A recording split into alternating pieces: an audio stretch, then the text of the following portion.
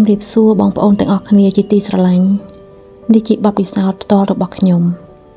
ពេលកំពុងត្រៀមខ្លួន10អំណុលត្រូវជៀសវាងបញ្ហាធំមួយនេះកុំធ្វើរឿងនេះមុនពេលបំណុលរលាយមនុស្សជាច្រើនខកខានព្រោះបញ្ហាធំមួយនេះពេល10អំណុល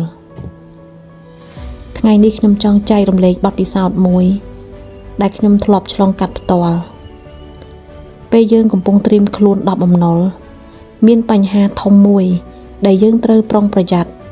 ព្រោះអាចធ្វើឲ្យយើងត្រឡប់ទៅចំណុចដើមវិញបញ្ហាធំនោះគឺការខ្ចីបំណុលថ្មីដើម្បីសងបំណុលចាស់ពេលយើងទាំងអស់គ្នាអស់ការអត់ធ្មត់ពេលយើងខ្លាចការហៅទូរស័ព្ទពីម្ចាស់បំណុលពេលយើងចង់ឲ្យស្ងប់ចិត្តបណ្ដោះអាសន្នពេលនោះហើយយើងងាយនឹងធ្វើការសម្រេចចិត្តមួយដែលអាចធ្វើឲ្យបំណុលកាន់តែធំការប្រាក់កាន់តែខ្ពស់និងអនាគតកាន់តែតានតឹងខ្ញុំធ្លាប់គិតថា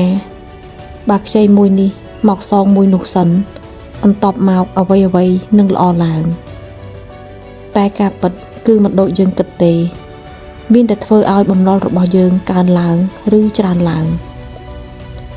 បំណុលមិនបានថយទេគ្រាន់តែវាបានផ្លាស់ទីតែប៉ុណ្ណោះហើយបញ្ហាកាន់តែធំជាងមុនដំណោះស្រាយបើអ្នកកំពុងត្រៀម10បំណុលសូមជៀសវាងបញ្ហាធំនេះទី1កុំខ្ចីបំណុលថ្មីបើមិនចាំបាច់ទី2និយាយត្រង់ជាមួយម្ចាស់បំណុលទី3រៀបចំប្រាក់ចំណូលប្រចាំថ្ងៃឲ្យមានស្ថិរភាពទី4អត់ធ្មត់នឹងផ្ដល់ពេលវេលាឲ្យខ្លួនឯងបំណុលមិនអាចដោះបានក្នុងពេលត្រឹមតែមួយយប់ទេតែបើអ្នកមិនបោះបង់មិនធ្វើនៅកំហុសដដែលថ្ងៃមួយអ្នកនឹងដកដង្ហើមបានស្រួលវិញនេះជាសម្លេងនៃបទពិសោធន៍ពិតបើបងប្អូនចូលចិត្តស្ដាប់បទពិសោធន៍ពិតសូម Subscribe Channel YouTube សម្លេងនៃបទពិសោធន៍សូមអរគុណ